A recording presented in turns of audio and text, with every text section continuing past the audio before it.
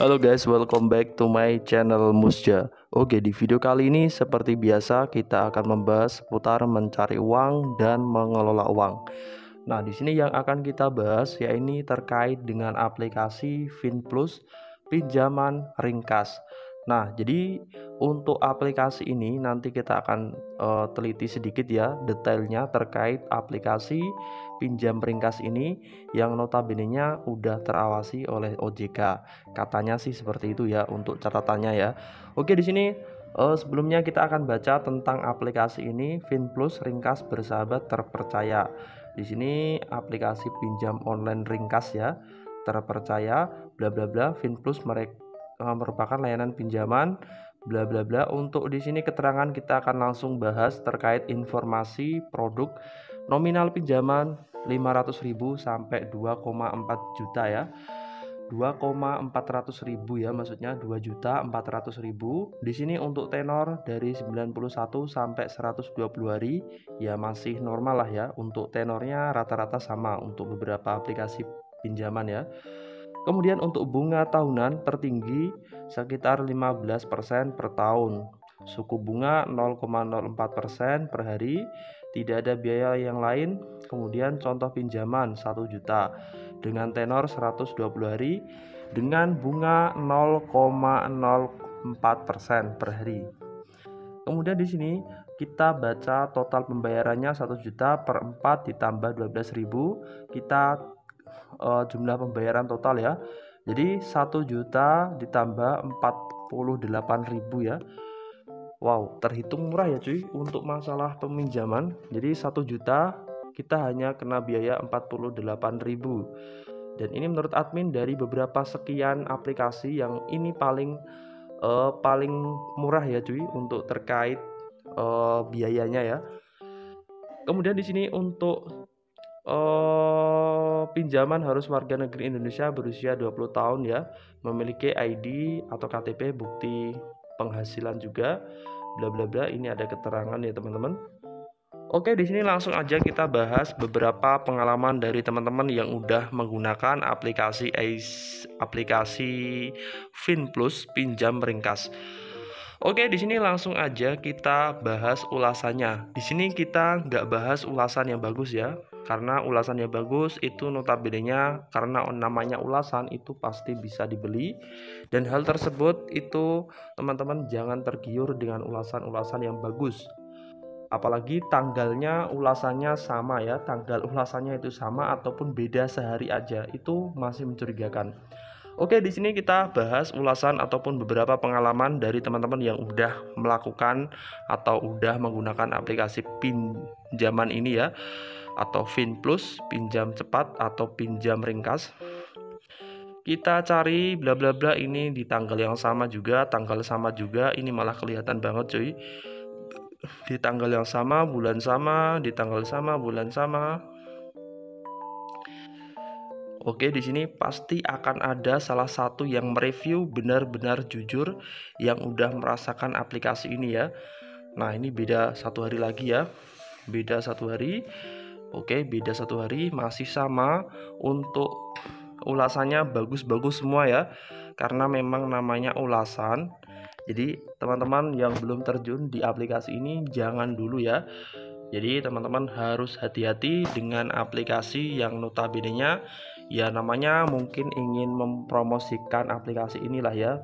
Kemudian ada juga mungkin yang memesan ulasan dan lain sebagainya.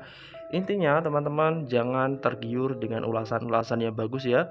Kita cari ulasan yang benar-benar real, yang benar-benar intinya benar-benar mereview aplikasi ini ya. Oke, di sini kita akan cari ya, teman-teman. Nah, ini ada bintang 2. Nah, kita baca cuy. Secara proses memang mudah, tapi limit pinjamannya tidak kita yang menentukan, justru ditentukan terus sedikit sekali limitnya dan belum ada sebulan sudah ada rincian bayar tagihan. Tolong hapus data saya, kalau data saya disalahgunakan, saya bisa ajukan pada yang berwajib. Nah, contohnya seperti ini. Jadi ada RT Rahmawati. Di sini teman-teman bisa lihat sendiri, ini benar-benar dia menggunakan aplikasinya dan dia mereview atau memberi ulasan bintang 2 dan benar-benar menggunakan datanya, dan ini dikhawatirkan data disalahgunakan. Jadi resiko menggunakan aplikasi pinjol itu pasti seperti ini ya cuy, atau data-data kita bisa saja disalahgunakan. Oke, untuk ulasannya ini ya, ada lagi bintang 1, hati-hati aplikasi cuma ngumpulin data doang dari calon nasabah, minta data untuk menentukan limit pinjaman. Semua data udah dikirim dan limit pinjaman keluar, itu artinya data yang saya kirimkan sudah disetujui untuk limit pinjaman, tapi giliran pas pengajuan malah ditolak. Kalau ditolak ngapain juga nampilin limit pinjaman yang bisa saya pinjam segala. Nah ini contohnya ya. Jadi teman-teman sebelum menggunakan aplikasi jangan tergiur dengan ulasan-ulasan yang bagus ya. Aplikasi pinjol gak ngotak. Contohnya seperti ini, bintang 1. Ini the real ya, real teman-teman. Oke, bunga tinggi kita pinjam karena butuh. Tenor juga singkat. Pembayaran awal 90% dari pinjaman, tapi yang biadab 2 hari sebelum jatuh tempo udah WA, mengancam, mengintimidasi ya. Jadi ada sedikit seperti kayak, intinya untuk WA-nya mungkin sudah di WA ya, belum waktunya tenor ataupun pembayaran, jatuh temponya ya udah belum maksudnya belum jatuh tempo tapi sudah di WA. Kemudian di sini giliran untuk telepon dan di WA balik tidak respon. Seenggaknya, nah di sini ada beberapa kata-kata yang tidak perlu admin baca ya. Oke, di sini kita scroll lagi, ini juga ada ya. Aplikasinya sih cepat bagus tapi tidak pengajuan tenornya bla bla bla. Tidak ada pilihan tanggal bla bla bla, selisih 100 dari yang didapat, tolong hapus data pribadi saya. Nah contohnya seperti ini ya. Jadi teman-teman sebelum menggunakan aplikasi Finplus kalian wajib hati-hati ya. Maksudnya jangan tergiur dengan iming-iming pinjaman besar, dengan iming-iming mudah mendapatkan pinjaman. Bisa saja data kita disalahgunakan. Misalnya kita store data, kemudian kita dipinjamkan di aplikasi yang lain ataupun di beberapa platform yang lain ya. Kemudian kita nggak dikasih pinjaman, sedangkan data kita dibawa dan digunakan untuk disalahgunakan untuk meminjam aplikasi ataupun platform yang lain ya. Oke, cukup seperti itu cuy terkait pembahasan masalah aplikasi Finplus. Terkait masalah aplikasi Finplus, apakah sudah berizin OJK?